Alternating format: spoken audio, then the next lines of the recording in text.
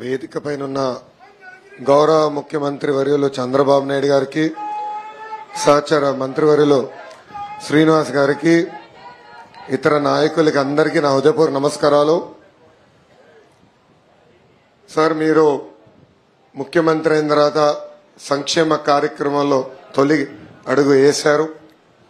అది కూడా మా మంగళగిరి నియోజకవర్గంలో పెనుమాక గ్రామంలో ప్రజావేదిక పేరు పెట్టుకుని ఈ రోజు మా గ్రామానికి వస్తాం. మా అందరికీ చాలా సంతోషంగా ఉంది. గత 5 సంవత్సరాలుగా పరదాల ముఖ్యమంత్రి చూసాం. ఇప్పుడు ప్రజల ముఖ్యమంత్రిని మనం చూస్తున్నాం. అధికారులు ఇంకా టైం పడుతుంది అనుకుంటా సార్ సెట్ అయ్యేదానికి. లేదు, సెట్ అయ్యారు. ఇంకా పరదాలు కడుతున్నారు సార్. పరదాలు ఎక్కడ? వాళ్ళని బతిమలాడి అన్ని తీపిస్తారు. కాదు, పరదాలు కడితే ఇంకొకసారి ఎక్కడన్నా చూస్తే కట్టిన వాళ్ళని సస్పెండ్ చేయడం తప్ప వేరే మార్గం ఉండదు. కాబట్టి ఇంక నేను ఇన్నదలుచుకోలేదు. ఎవరైనా సరే సింపుల్ గా పాత రోజులు మర్చిపోయి కొత్త రోజులు జ్ఞాపకం చేసుకుని ముందుకు పోవాల్సిందిగా అందరినీ కోరుతున్నా. ఎక్కడా జరగకూడదు. ఎవరైనా కంప్లైంట్ చేస్తే మాత్రం పనిష్మెంట్ తప్పదు. మీకు బీ క్లియర్. అంటే 5 సంవత్సరాలు అలవాటు కదా సార్, కొంచెం టైం పడుతుంది సార్. మీకు కూడా అందరికి అలవాటు కావాలి, వాళ్ళకే కాదు. కొత్త శకానికి, కొత్త కల్చర్ కి అందరూ అలవాటు కావాల్సిందే. ఇంకా టైం ఉండదు. ఏది కూడా రివర్స్ గేర్ నుంచి రివర్స్ పోయే బండిని పాజిటివ్ గా నడిపిస్తున్నాం. ఇంకా స్పీడ్ పెంచడం తప్ప ఎనిక్కిపోయే సమస్య ఎవరికి ఉండకూడదు. ఆలోచన రాకూడదు. లేకపోతే ఒక షాక్ ట్రీట్మెంట్ ఇస్తే అందరూ సెట్ అయిపోతారు, ఇన్క్లూడింగ్ ఎవరైనా సరే. నేను సిద్ధంగా ఉన్నా షాక్ ట్రీట్మెంట్ ఇవ్వడానికి. పాపం ఇంకా కొంచెం ఇది ఉంది కాబట్టి స్లోగా పోతున్నా. ఇప్పుడు స్పీడ్ పెంచాలి ఇంకా, అంతే. నేను అందుకే చెప్పా 95 ముఖ్యమంత్రిని చూస్తారని. 4.0 95 అది గుర్తుపెట్టుకోవాలి. 95లో ఒకసారి మీరు చరిత్ర గుర్తుపెట్టుకోవాలి. అప్పుడు నువ్వు కూడా కుర్రాడివి, నీకు కూడా ఐడియా లేదు. అప్పుడు నా చరిత్ర గుర్తుపెట్టుకుంటే, హైదరాబాద్ లో బయలుదేరుతున్నానంటే రాష్ట్రం మొత్తం రెడ్ అలర్ట్ ఉండేది. అంత భయంకరంగా చేయను కానీ తప్పు చేస్తే మాత్రం ఎవరిని వదిలిపెట్టను. ఉంటే మా మైండ్ అంతా మార్చుకోవాలి. అందుకే 95 అన్నా నేను. 95 CBN 1.0 నాట్ 4. అది రిపిటేషన్ వస్తుంది. ఇప్పుడు ఇక్కడ మంత్రులకు ఉంటుంది, ఎమ్మెల్యేలకు ఉంటుంది, అందరికీ ఉంటుంది. సార్, మీకు తెలిసిన విషయమే, తెలుగుదేశం పార్టీ 1985లో మంగళగిరి నియోజకవర్గం గెలిచింది. దాని తర్వాత గెలవలేదు. 2019లో నేను ఓడిపోయాను 5300 ఓట్లతో. కానీ 5 సంవత్సరాలు అనేక సంక్షేమ అభివృద్ధి కార్యక్రమాలు ప్రజలకు అందజేశాం. మొన్న 2024 ఎన్నికల్లో ప్రజలందరూ ఒకటే చెప్పాను సార్, ఏ మెజారిటీ అయితే ఓడిపోయినా దాని పక్కన ఒక 0 పెట్టండి. ఆ మెజారిటీ మళ్ళీ నేను గెలిపించి శాసనసభకు పంపించాలని ప్రజలందరినీ ఆనాడు కోరాను. అంతేకాకుండా నాకు ఎంత ఎక్కువ మెజారిటీ ఇస్తే నాకు కొండంత బలం వస్తుంది. గౌరవ ముఖ్యమంత్రి వర్యులు చంద్రబాబు నాయుడు గారితో అవసరమైతే దెబ్బలాడి నిధులు తీసుకొచ్చి నియోజకవర్గాన్ని అభివృద్ధి చేస్తానని ఆనాడు హామీ ఇచ్చాను సార్. నేను కూడా ఊహించలేదు, ఆంధ్ర రాష్ట్ర ప్రజలు ఊహించలేదు, ఎవరు ఊహించిన విధంగా 91,000 ఓట్ల మెజారిటీతో నన్ను మంగళగిరి ప్రజలు ఆశీర్వదించారు, దీవించారు సార్. సమస్యలు ఉంటాయి సార్. రోడ్లు గాని, డ్రైన్లు గాని, పక్కా గృహాలు కానివ్వండి. తమ్ముడు అన్నట్టు దశాబ్దాలుగా మీ దృష్టి కూడా తీసుకొచ్చాం సార్. తరతరాలుగా అంటే 3-4 దశాబ్దాలుగా కొండపోరంబోక్ అని అక్కడ ఇల్లు కట్టుకుని నివసిస్తున్న గ్రామస్తులు అనేక మంది ఉన్నారు. అవన్నీ కూడా రెగ్యులరైజ్ చేయాలని గతంలో మిమ్మల్ని కోరటం జరిగింది. ఇలా అనేక సమస్యలు మంగళగిరి ప్రజలకి ఉన్నాయి. దానికి ఆ సమస్యలు పరిష్కరించడానికి మీ సహకారం చాలా చాలా కావాలని ఈ సభాముఖంగా కోరుతున్నాను. ఈ రోజు ఎన్డీఏ ప్రభుత్వం అంటే తెలుగుదేశం, జనసేన, భారతీయ జనతా పార్టీ ప్రభుత్వం తీసుకున్న తొలి సంక్షేమ కార్యక్రమం 3,000 రూపాయల పెన్షన్ ని 4,000 రూపాయలు చేస్తాం సార్. ఆ కార్యక్రమం మా మంగళగిరి నియోజకవర్గంలో చేస్తాం. చాలా చాలా ఆనందం కల్పించింది. మేము మీ వెనకాల ఉంటాం. అమరావతి పనుల్లో కానివ్వండి, సీడ్ యాక్సెస్ రోడ్లో కానివ్వండి, ఇతర సంక్షేమ అభివృద్ధి కార్యక్రమాల్లో ముందులో మంగళగిరి ప్రజలు మీకు నిలబడతారు, మీకు అండగా ఉంటారు. వచ్చే 5 సంవత్సరాల్లో అన్ని శాఖ మంత్రులతో మేము చర్చిస్తాం. ఇక్కడున్న సమస్యలన్నీ పరిష్కరించే మార్గాన్ని మేము ఎత్తుక్కుంటాం సార్. దానికి మీ ఆశీస్సులు ఉండాలని ఈ సభాముఖం మిమ్మల్ని కోరుకుంటూ నాకు అవకాశం ఇచ్చిన మంగళగిరి ప్రజలందరికీ పేరు పేరున నా హృదయపూర్వక నమస్కారాలు తెలుపుకుంటూ నేను సెలవు తీసుకుంటున్నాను. గుడ్. ఇప్పుడు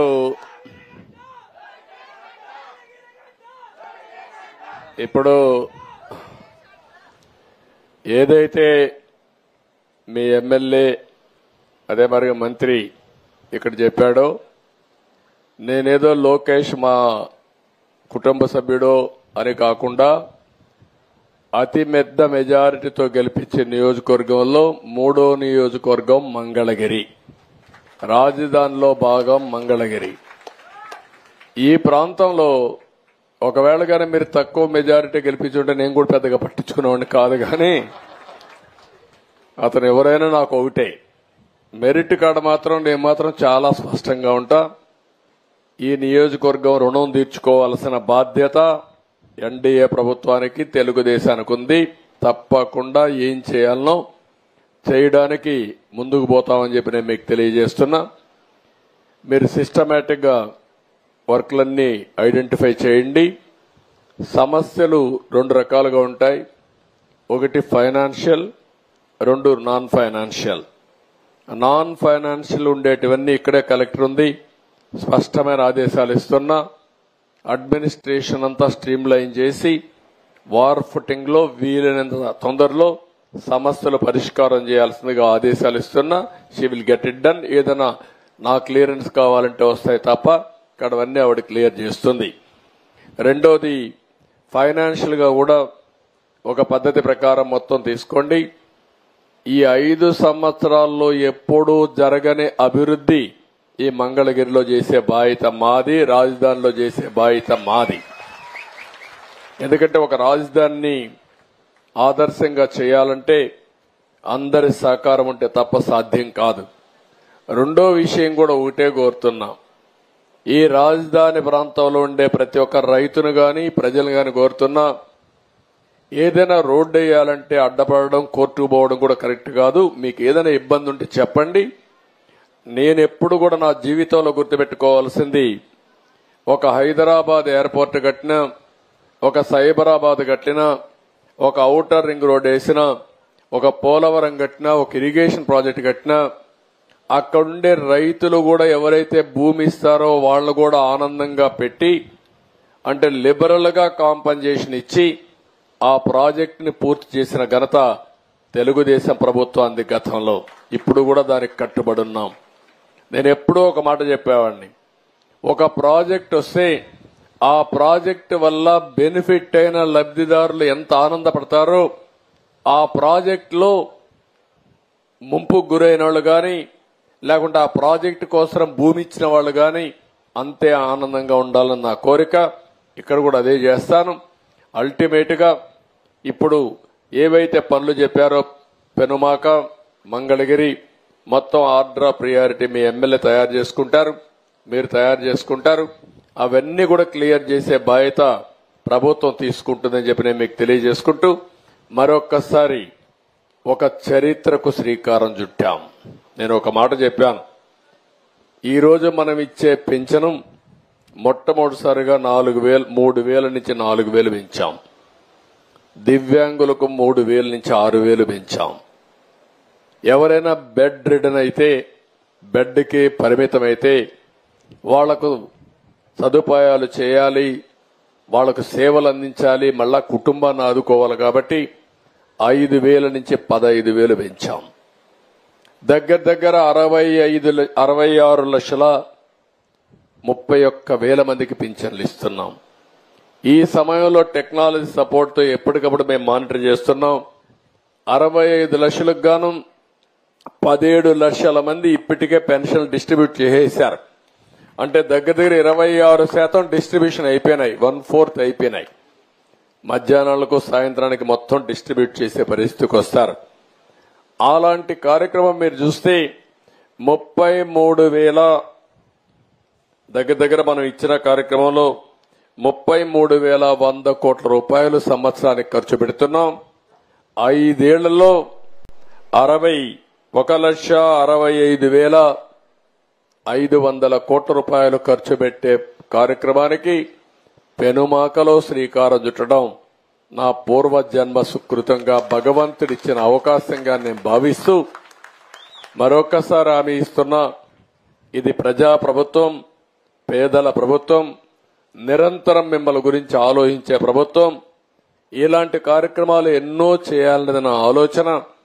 పేదరికం లేని సమాజానికి శ్రీకారం ఈ పెనుమాకలోనే ఈ రోజే సంకల్పం చేస్తున్నానని చెప్పి కూడా నేను మీకు తెలియజేసుకుంటూ, ఏం చేసినా ఆ దిశగా ఆలోచిస్తాం, ఏం చేసినా పేదవాళ్ల దృష్టిలో పెట్టుకొని ఆలోచిస్తాం. ఇప్పుడు నేను ఆ ఇంటికి పోయినప్పుడు చూశాను, ఆ ఎవరైతే పాముల నాయక్ అనే వ్యక్తి, ఆయన బాధలు నేను చూశాను, ఇల్లు చూశాను, కానీ నష్టపోయిన విధానం చూశాను. అందుకే ఆయనకు హామీ ఇచ్చాను. ఆ ఇల్లు కూడా ఈ రోజు రేపటి నుంచే ప్రారంభించి ఎంత తొందరలో వీలైతే ఆయనకు కీచి నాకు వచ్చి చెప్తారు. ఇంట్లో జాయిన్ కావడానికి మీ ఎమ్మెల్యే సమర్థత, అదే మరి ఇక్కడ ఉండే కలెక్టర్ వీళ్ళ యొక్క ఆధ్వర్యంలో మొత్తం పూర్తి చేసి ఇది చేయాలి. అనౌన్స్మెంట్లు కాదు, అనౌన్స్మెంట్ అవుతానే ఎప్పటి పూర్తి అవుతారో పూర్తి చేసి మళ్లీ నాకు చెప్పాల్సిన బాధ్యత వీళ్ళ పైన ఉంది. అది చేయాల్సిందిగా కోరుకుంటూ, ప్రతి ఒక్క కుటుంబాన్ని గురించి ఆలోచిస్తాను, ప్రతి ఒక్క వ్యక్తిని గురించి ఆలోచిస్తాను, ప్రతి ఒక్క అర్హుని గురించి ఆలోచిస్తాను. అందరికీ న్యాయం చేయడం బాధ్యతగా తీసుకుంటాను. నా జీవితంలో ఒకటే గుర్తుపెట్టుకోండి, నేను అందరి వాడిని తప్ప ఏ ఒక్కరి వ్యక్తిని కాదు. అది ఉండడానికి వీల్లేదు. శాశ్వతంగా మీ గుండెల్లో స్థానం సంపాదించడానికి పనిచేస్తా, నిరంతరం పోరాడతా. భగవంతుడు ఎంత శక్తి ఇస్తే అంత శక్తి ఉపయోగించి చివరి ఊపిరున్నంత వరకు మీకోసం పోరాడతానని చెప్పి మరొక్కసారి మీ అందరికీ తెలియజేసుకుంటూ, అందుకే నేను 2-3 సార్లు కూడా చెప్పాను, నా ఆశ ఒకటే, ప్రపంచంలోనే తెలుగు జాతి నెంబర్ 1 గా ఉండాలని. ఆంధ్రప్రదేశ్లో ఉండే తెలుగు జాతి పేదరికం లేని సమాజం, ఆర్థిక అసమానతలు తగ్గించే సమాజం కోసం పనిచేస్తా. సంపద సృష్టిస్తాం, ఆదాయాన్ని పెంచుతాం. పెంచిన ఆదాయం అర్హులకి పంచడంలో నిరంతరం ముందుకు పోతామని మరొక్కసారి తెలియజేసుకుంటూ, ఒకప్పుడు ఒక మోడల్ ఇచ్చాం. సంపద సృష్టించడం ఎట్టడం దేశానికి చూపించిన పార్టీ తెలుగుదేశం పార్టీ. ఇప్పుడు హామీ ఇస్తున్నా, సంపద సంపాదించడమే కాకుండా కొంతమందికే పరిమితం కాకుండా పేదవాళ్ని పేదరికం నుంచి పైకి తెచ్చే కార్యక్రమానికి శ్రీకారం చుట్టి దేశానికే ఆదర్శం అవుదాం. అది తెలుగుదేశం పార్టీ ఎన్డీఏకి సాధ్యం. అది చేసి నిరూపిస్తామని మరొక్కసారి తెలియజేసుకుంటూ, రాబోయే రోజుల్లో కూడా ఇదే మారిగా మనం కూర్చొని మంచి వాతావరణంలో మీ భవిష్యత్తు, రాష్ట్ర భవిష్యత్తు నేనేం చేయగలుగుతాను ఆలోచించుకుందాం. ఇక్కడ వినేసి మీటింగ్ బాగానే జరిగింది, ఆయన అట్నే చెప్తాడు, మనం ఇట్నే చేద్దామంటే కుదరదు.